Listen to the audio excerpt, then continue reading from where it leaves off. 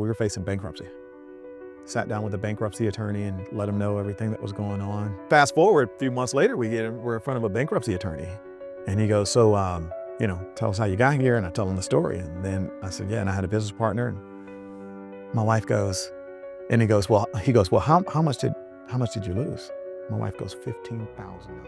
And I go, oh, well, it was a little, poquito, a little more than that. And he goes, well, how much was it? I said, $125,000. And my wife just got quiet. Yeah. That's when I knew I was in trouble. We went through that process, but on the way home from the bankruptcy attorney's office, I had decided that I had to find my way out again.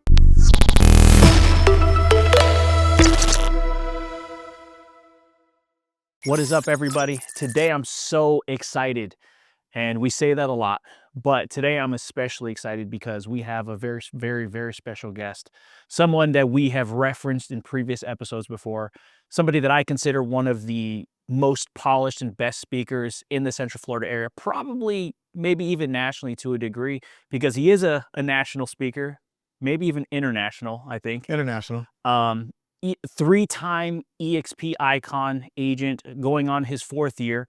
I believe you emceed EXP Con as well. Yeah. Incredible.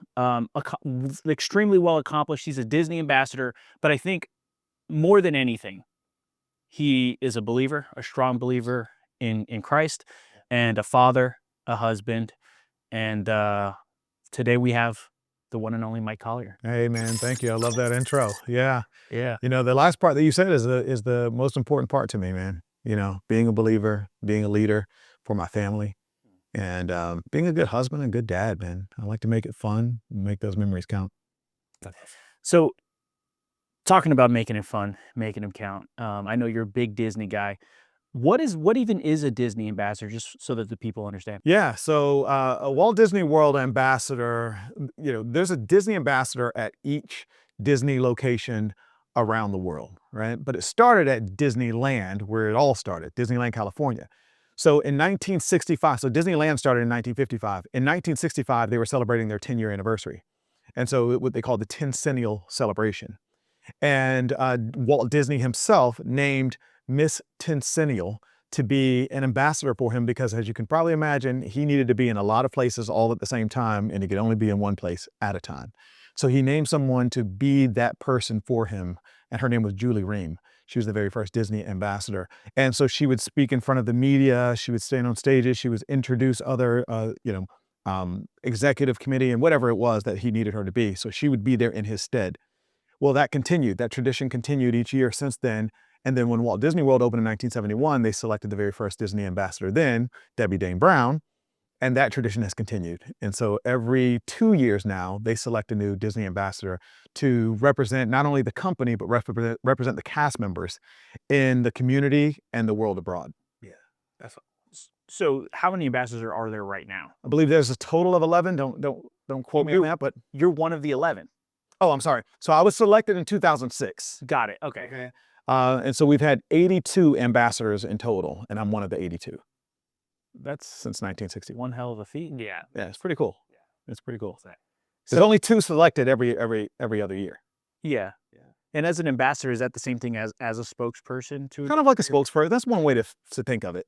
Yeah. You don't work in the PR department, so you're not a spokesperson for the company. Mm-hmm. But like I said, you're really speaking on behalf of, you're representing the cast wherever you are. So, you might travel to other different places in the world, but you're representing Walt Disney World and Walt Disney World cast when you're there. Very cool. Yeah. So, as a speaker, we reference you being a great speaker, and I think one of the things that you do incredibly well. Actually, I'll just share the story. I remember one time, Bobby and Gil, they were throwing on the one of their sales rallies, and I was like, man, that was incredible. And I go up to Mike and I'm like, hey man, I'm just curious, and I think I might have spoken at it, and I was like, hey man, what do you think I could do better? Because I'm always looking for feedback, and you gave me 3 or 4 things just like that. I'm like, damn, 3 or 4? I thought it was 1, maybe 2, And then I was like, well, I'm just curious, what do you think even Bobby? Because Bobby's somebody that a lot of people also think is a great speaker. And you're like, well, one of the things he does that he can work on is he turns his back to the audience a lot.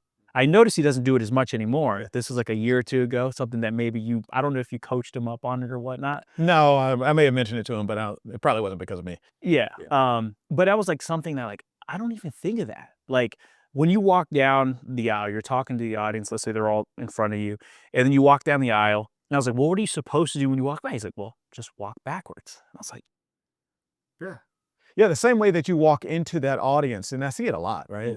And stage performers know this. Like that's the number one thing. If you're standing on stage, you're performing on stage, you never turn your back to the audience, right? And so some of that comes from that. But you can walk out into the, many times somebody comes off the stage or the front of the room, and there's an aisle of people, let's just say left and right. If you walk down and you're talking and you're making that strong point, you can actually walk backwards and do the exact same thing as you're kind of walking back and you're talking to people and kind of focusing in and locking in on them.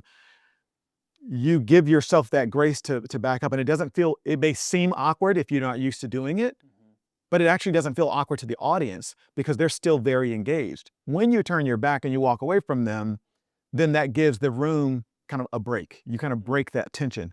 Well, you built the tension up when you walked into the audience. That was why you did it.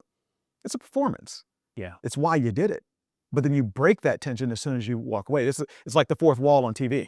It's the reason why when we're in a tense moment, you don't look at the camera. That's the fourth wall.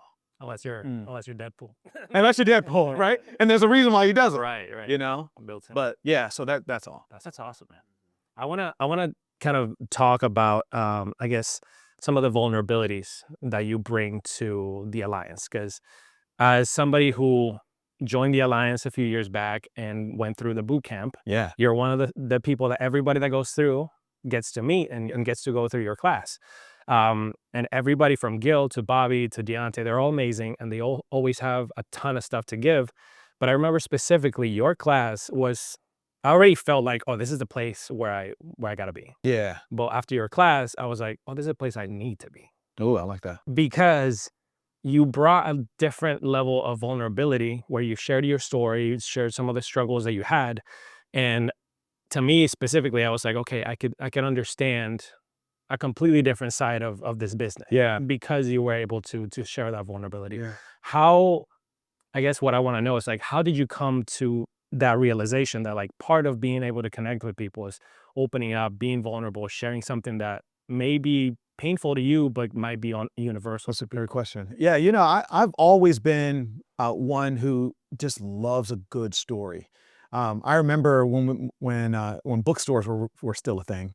We used to walk into bookstores. I'd walk in with my mom, and she'd go look at some books. And as I got a little bit older, I stopped looking at just the comic books and stuff like that, but started looking into more of like autobiographies and biographies. I love the storytelling of behind someone else's story, someone who was successful, and how did they get there? It's not, success is not a one-page book, right? There's a journey along the way. I want to know all of it, the good, the bad, the ugly, and that's what we all want to know. And so it's very easy for someone to stand in the front of a room and tell everybody, here's what I do, and here's what you should do, and da-da-da. There's an element of that's cool. I mean, depending on how much time is allowed, that may be all you're able to do. But I think it's much more powerful when people understand your story, they understand a little bit more about you, they get bought into you.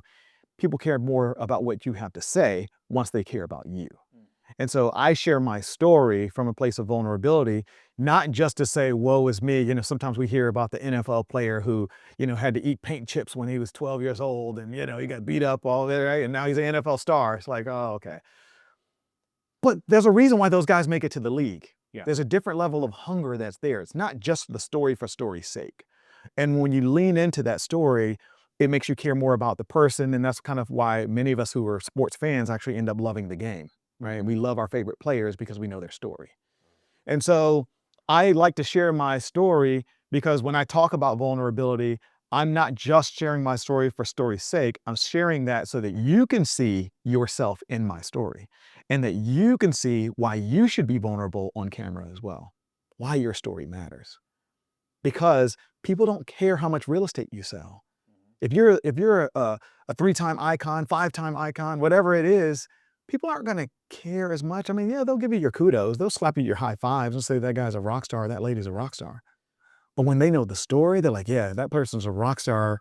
And then you'll interrupt and say, yeah, have you heard their story? Mm. There's a lot of people listening to this right now who don't know your story. Yeah. Would you mind kind of filling us in? Yeah, I'll give you a really short version of it. I worked at Disney from 2004 to 2016. Prior to Disney, I'm originally from Atlanta, Georgia, born and raised. Came down here for the Disney College program and worked at Disney for 12 years. In 2006, I was named Walt Disney World Ambassador. After my ambassador year, I came into Disney Vacation Club, started selling Disney Vacation Club. I did that for 8 years, and it was a really cool job. I worked on board the Disney cruise ships. So I sold Disney Vacation Club timeshare on board the Disney cruise ship. So I was selling while sailing, you know. Yeah. And I've traveled all over the world. I've been as far as, as west as Alaska, as far east as St. Petersburg, Russia, and a lot of places in between. And so I did that for 8 years. And in 2016, I decided to leave because I had my daughter. My daughter was 2 years old, and I had decided that that was more important. The money was good. The travel was fantastic. The stories, right? But my daughter was 2, and I had to choose whether I wanted to make the memories or make the money. And I decided to make the memories because I believe that I can always make the money again. I can't get the memories back, that I miss. And so I decided that. I went into real estate investing, started flipping homes and all that. And got into flipping homes, buying rental properties, wholesaling, doing hard money lending, because like I said, I'd made some pretty good money while I was at Disney. And in 2017, I met a guy who, he was in a completely different industry that I'd never heard of. It's called Merchant Cash Advance. Maybe you know of it, MCA. And it's where you essentially are giving small loans, small business loans to small businesses, but it tends to be at a pretty high interest rate. It's what they call a factor rate. Banks are very familiar with it. And so, um, that was the business. And he started telling me what he does. And I'm like, man, that sounds really interesting. He's like, yeah, there's a lot of money and it's really pretty cool. I said, well, so let's talk about what a partnership would look like, right? Now, keep in mind, I didn't consult with anybody about this other than me and him. I never prayed about it, never talked to my wife about it. This is just something that I decided that this sounds like this could be really good. And so I got into business with him and started building this company from the ground up. We had an office off of Colonial Drive. We were building clientele and all this stuff. And but I just noticed that we weren't making any money. Like we would get close and then we didn't. Well, long story short, about 6, 7 months into the business, I started asking some of the more tough questions, and we went to go switch our bank account from one bank to the other. And when we did that, when we went to the new bank, we got a red flag, and they said they can't accept our money. They can't accept our transfer. I'm like, what is that all about? And he goes, oh, it's something that happened with my mom was on one of my accounts before, and there was a red flag. But I'll get it worried. I'll get it fixed out. Okay, so it just didn't feel right in my spirit. So I went back to our original bank and I said, hey, could you give me the transcripts for our account? And I had invested $125,000 into the business. The account was in the negative. The money was gone, completely gone. And when I approached him about it, he didn't accept my phone calls. He started realizing that the gig was up. And he didn't own anything either. He had an apartment. He had 2 luxury cars. I had put, I'm not completely dumb, right? So I did have a promissory note. I did put collateral against the money that I had invested into the company just in case something like this were to happen. But he didn't own a house or anything else. So I put it against the cars. They were luxury cars. I mean, like $100,000 car. So I called the lien due. And when I called the car company, they said, oh, we've been looking for him too. Oh boy, he hadn't paid us in months. So what I thought was my investment protected was not my investment protected. And so I have a business partner who now stole $125,000 from me, and it took me into a really dark place. Think about it. I left Disney after working there for 12 years with this aspiration of, I'm going to be able to get this back. I'm going to work. I'm going to do something for my family, something meaningful, and, be the captain of my own fate. And this happens. And so it sent me into this spiral of, do I know what I'm doing? Can I trust people? Do I know what I'm looking for in a business partner? Is this what business means? Is this what it looks like? Do I have to go back and get a job? Now, am I looking at Publix, bagging groceries, paper or plastic? There was a lot going on. And this is an interesting little part of it. So the day that I found, so I ultimately ended up having a sit down conversation with him, and he said that it was because of IRS liens that he had, IRS debt that he owed. He did admit to using the money, and that's what he said that he used it for. But the transcript said that he used it for Louis Vuitton, Swarovski crystal, and all of the other places that he had taken his girlfriend. So the classics, the expensive stuff. He had very, very good taste, apparently, or she did. And so that day, I'll never forget, I had met with him at Wendy's because he wanted to meet at a public place. And so afterwards, I went home, and I'm trying to think of how I'm going to tell my wife about this. And so I told my wife that night at dinner, I said, babe, I got something to tell you. And she said, I got something to tell you too. And I said, you go first. You go first. She goes, we're pregnant. The same day that I found out that this business partner had stole $125,000 from me is the same day that I found out that we were pregnant with my next child, my son.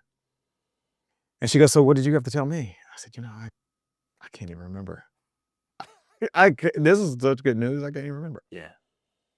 And, long story less long, it ended up being one of those turning points in my life where I had to dig deep down into my faith and see what I really believed. What did I really believe? Did I believe that this was the end?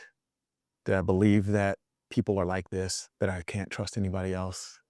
Did I believe that I just needed to go ahead and get a job and that was my shot? Obviously, you see where I am now, and that I didn't believe any of those things. I believed all of the opposite. And I believe the truth.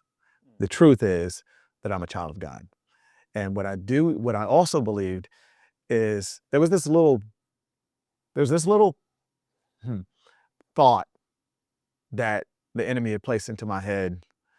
It was based from my anger, but I started thinking about, I know where this guy lives.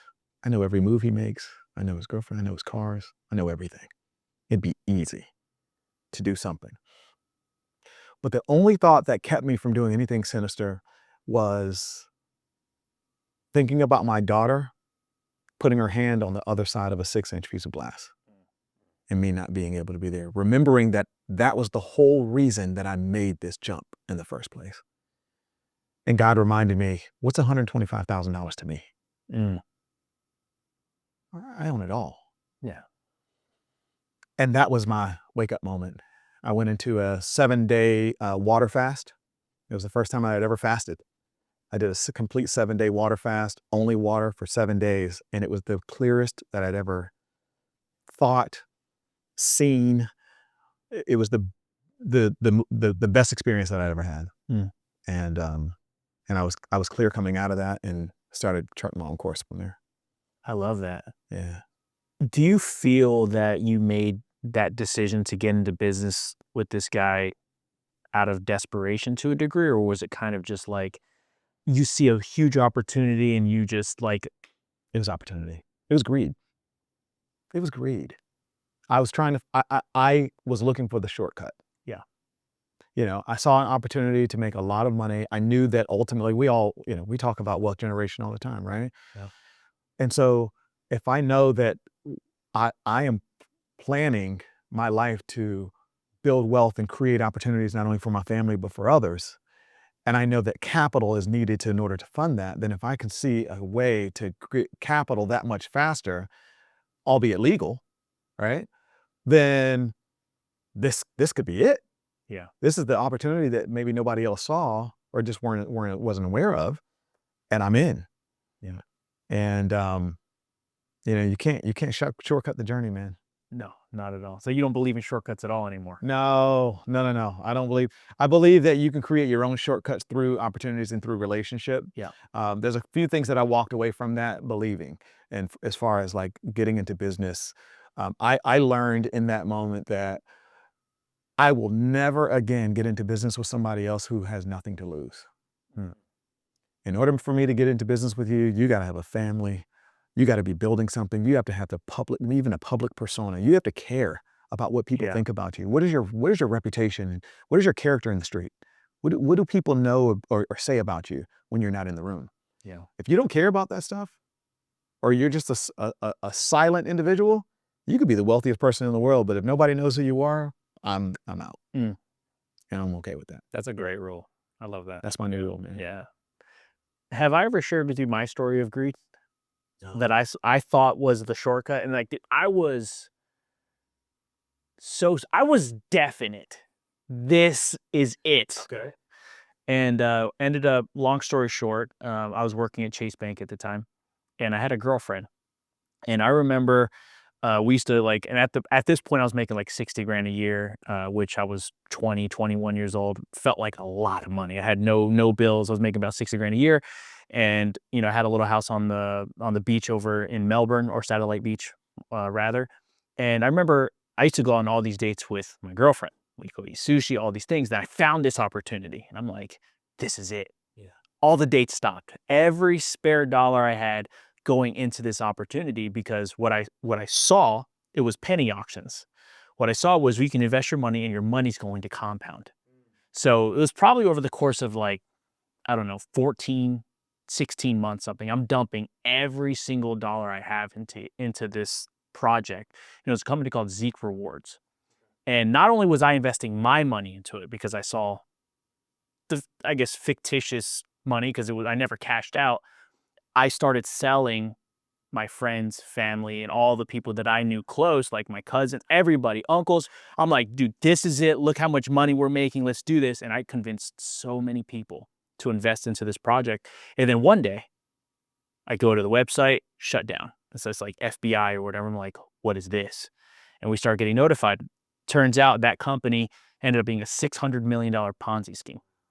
Class action lawsuit, everything. At that point in my life, I had $59,000 into the deal, lost all of it. And I was like, and I remember I was dating this girl at the time. Her name was Shelby. And I remember just constantly telling her no, because I'm like, we can go to sushi. At that point in time, sushi was $30 for two. Yeah. Like, you don't see that anymore. But I was like, that $30 is like, we can compound this. If we sacrifice for the next 5 or 10 years, like, we can go to sushi every single day if you want to, no problem. And I remember when we got the call and it was, everything was under investigation and all that, and you get the class action lawsuit letters and all that, I remember thinking like, fuck, I'm a fraud. Like, I convinced my friends and family who didn't have the money to invest it here so that you can win. And I was so certain it was the lottery ticket. So now you're complicit. That's how it felt. And of course, nobody actually blamed me, or at least they never said they blamed me. But like, that didn't take away the guilt. Like, because there were some people that I know they didn't have the money and they figured out a way. Some people borrowed money for the end goal. And that, it just goes back to the story you shared. It was just like, dude, it was greed. Because it wasn't desperation. That's it. It was. It doesn't have to be desperation. Yeah. Greed can look like opportunity if you don't do a heart check first. Right? And that's where a lot of, I mean, that's the same thing with love and lust. They can look like love, but it might be lust if you're not doing a heart check first.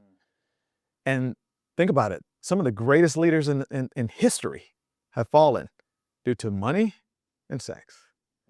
Right? Yeah. And so when we look at these things, and it's there can be a spiral effect, but there is a domino effect because it affects other things. You get to decide how much you want it to affect before you actually kind of do the triage and say, okay, well, all right, the bleeding stops here. Yeah. You know, and that's kind of what I did with that 7-day fast, that water fast. The bleeding stops here. No more negative thoughts. I'm going to clear my mind. You'd be amazed. Have you guys ever done a fast before? I'd done a juice fast. You've done a juice fast? Yeah. So Not a water and a juice fast, yeah. Okay. The water fast, it sounds next level. I'd say it's elite, Yeah. but I will tell you, man, what you get out of it I mean, we can have a whole conversation. I get geeked out when I start talking about it because I did so much research while I had started. As a matter of fact, the reason why I started is because I was in this place praying and trying to figure out something. I needed something. And I started watching a lot of sermons, and one of the sermons that I watched was Dr. Miles Monroe. Love me some Dr. Miles Monroe. Yeah. And in one of his sermons, he started talking about the importance of fasting and why him and his wife do fast, and a water fast at that, and you know what it breaks off of you spiritually.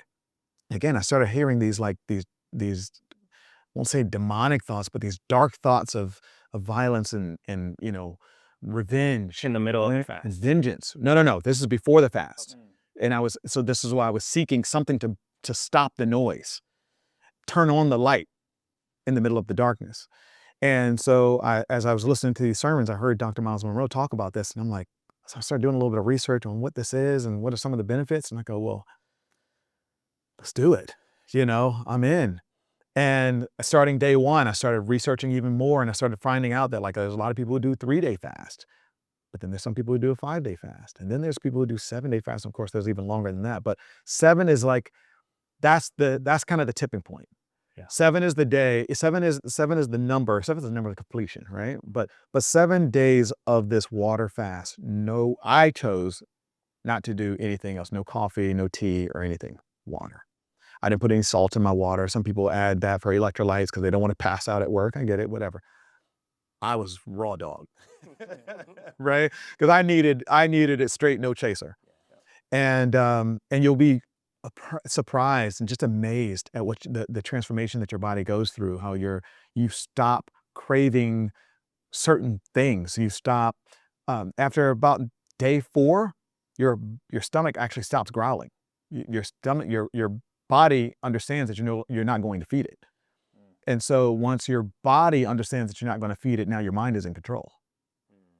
See, the way that we go right now, our body is in control of our mind. Right. When you're hungry, what do? You eat. Oh, some people get hangry, right? It actually literally changes their endorphin levels. It changes their hormonal levels. I mean, my wife gets hangry. I know what that looks like, right? Yeah. But what happens when that's no longer the switch? That's no longer the control. You take the control from this physical place and you make it more mental and spiritual. Now you start realizing that there's a lot of things that if you can do without food for 7 days, then what else can you do without? And it starts breaking these spiritual ties off of you, that chase of greed, of lust, of, a lot of guys are addicted to porn and they won't talk about it. Right? When you're on this 7-day fast, I'm telling you, it breaks everything off of you guys. And like I said, I could geek out about it and just talk about even just some of the physiological responses and stuff that happens, how your body starts to actually create ketones. Ketones is actually what energizes your bodies. That's why people, do the keto diet, right? That's where that comes from. But ketosis, when your body goes into ketosis, it starts creating ketones that actually give you energy. So I can tell you that in day 6 and day 7 of this water fast, where you have not eaten for 7 days, you have enough energy that you feel like you can lift this whole building and run 10 miles and not get tired. You're like running as if you just you shot coffee into your veins. It is wild. Yeah, that's so interesting. It's one of the best experiences I had. But that wasn't the end all be all, because life is always lifing. Yep. And so in 2019, I jumped into real estate. Started selling this side of real estate. I was doing wholesaling and real estate investing, but I started selling general real estate 2019, focusing on it at least full time. And it was good. I sold 12 homes my first 10 months. Awesome. Most agents sell 2 or 3 homes a year, right? Average agent. So I sold 12 in the first 10 months. The problem was I sold 0 homes in the following 5 months. So a couple no income with no savings, and you find yourself in a really bad position. House in Windermere, 2 kids, a wife, 2 cars, the whole thing. My wife was working, but she wasn't working. Her money wasn't enough to pay for our bills. And so by about January, February of the following year, we were facing bankruptcy. Sat down with a bankruptcy attorney and let him know everything that was going on. He sits down and he goes, people always ask, did you ever tell your wife about the money? I said, yeah, I told her. I told her it was $15,000 that he stole. She said, $15,000? I'm like, I know. Trust me, I know. So when we get to fast forward a few months later, we're in front of a bankruptcy attorney, and he goes, so, tell us how you got here. And I tell him the story. And then I said, yeah, and I had a business partner. And my wife goes, and he goes, well, how much did you lose? My wife goes, $15,000. And I go, well, it was a little, poquito, a little more than that. And he goes, well, how much was it? I said, $125,000. And my wife just got quiet. Yeah. That's when I knew I was in trouble. She got quiet. And we went through that process. But on the way home from the bankruptcy attorney's office, I had decided that I had to find my way out again. And so my wife goes, well, what are we going to do? And I said, I don't know. I'm just going to hustle. And she goes, well, what does that mean? I said, I'm going to do more. I'm going to work harder. I just got to do it. I got to get us out of this thing. She goes, well, what does that look like? What are you going to do? And I said, I mean, the only thing that I could think of is to do like open houses, because if I start doing open houses, then I know that I can get free leads. And these are people who are actually looking for a home. And I could just do as many. And she goes, well, but you don't have any listings. I said, yeah, but I know, but I could start doing open houses on other agents' listings. She said, okay, that sounds like a plan. See, I didn't have a plan before, but in that moment, her love was my accountability partner. She was forcing me to come up with a plan. In that moment, I said, open houses is going to be it. And so I began doing open houses as often as I could. Every weekend, every day, every evening, whatever I could, I would do them. I'd call an agent, and I started doing them. That was February of 2020 that I sat down with the bankruptcy attorney. What happened in March of 2020? COVID. The whole world shut down. Yeah. There were no open houses. Nobody was buying houses. People weren't opening their houses to strangers. But then we live in Florida. And so Thank God. We live in Florida. Yeah. And so we became essential workers. Yeah. And we were able to go outside. But there was a lot of agents who still had fear. I'm not going outside. I'm not doing open houses. And so guess what? Where some people had the opportunity to say no, I didn't have a choice but to say yes. And so I'd call agents and say, hey, can I do an open house? Yeah, if the seller says yes, yeah, you can do it. I'm not doing it. Yeah, okay. And in 4 or 5 months, I made about 40 or 50 grand, and I was able to call the bankruptcy attorney and let them know I would no longer need his services, because I'd actually only put a retainer down. I didn't actually file. And so I was able to call him and let him know. The guy showed me a way out. And that same year, I went on to make $200,000. I capped at EXP, and the following year, I hit Icon for the first time. And it's been an upward trajectory ever since, yeah. Can you guys see how this story is so impactful? Like, it's right. Like, oh my God, it's next level. This is the one thing. You say a lot of things that I always catch, and I'm just like, gold nugget, and I put it in my pocket. But this one time, I remember it, I think it was last year, in an Alliance rally that we do. It's this party. We got DJ Vic on the listen too. It's like, it's awesome. But I remember that was the first time that I had 4 listings at once. I didn't know what that was like. Yeah. And Charlie, my team lead, God bless him, I love him. He gave me a shout out. And at the end of the rally, Vic is doing his thing. We're dancing, and I remember you kind of coming up to me, and you just threw like a little line out there, but like just like you always do. And it stuck in my mind because I think about that almost monthly now. You said it's easy to dance when you got listings, right? And at the moment, I was just like, what the fuck? But immediately I was just like, there's layers to this. Like, there's layers that only started hitting afterwards as I was going through the rough patches and the ups and the lows, right? And I think about that whenever I start to dip, because I'm like, yeah, it is easy to dance when you have listings, because you're on a high. You're generating this energy that's resonating off of objective things, right? Sure. And just like you're a very faithful man, like this last couple of years, I've also dove deep into faith. And that's one of the things that also allows me to generate this energy, even without listings, even without stuff, right? That's the key. So I'm glad that you said that, because I think about that shit all the time. Yeah, all the time. I see agents pull away from the office. I see agents who start to, I know you see it. You see agents, you haven't heard from them in a while. You're like, oh, I had the conversation. I was literally having that conversation on my way here. I was talking to one of my partner agents. Hey, I didn't see you in a while. Where you been? See, I do a twice weekly mastermind on Zoom with agents. They could be at EXP, any brokerage, any state, doesn't really matter. But we do this 7:30 in the morning every Tuesday and Thursday morning. And you know, I've been doing this for the last 5 years. So I know who shows up and who doesn't show up. I can tell when things are going well and things aren't going well. And all of a sudden they just stop showing up and they stop responding. And so I'll call and check in on them. And I'll tell you, man, in those dark times, that's one of the worst things that you can do is even the Bible says God saw that it was not good for man to be alone. So he gave Adam Eve. We're meant to be in community. We're created to be in community. We're not meant to create a mess all by ourselves and then feel like this guilt and this shame of involving other people. And so I'm better off if I just close up until I figure this thing out. That is not how you do it. You're meant to be in community. That's why we have such a robust community and culture out of our office, because we know what success looks like and we know what's needed.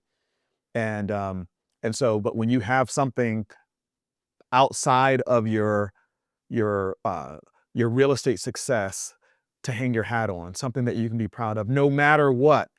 Remember, like I said, the Bible also says there's many times where you read it and you read these stories of like, oh my gosh, I love reading the Bible because these stories, you're like, oh my God, I can't believe that. Oh my gosh, and he did that. Oh my gosh, it's getting worse.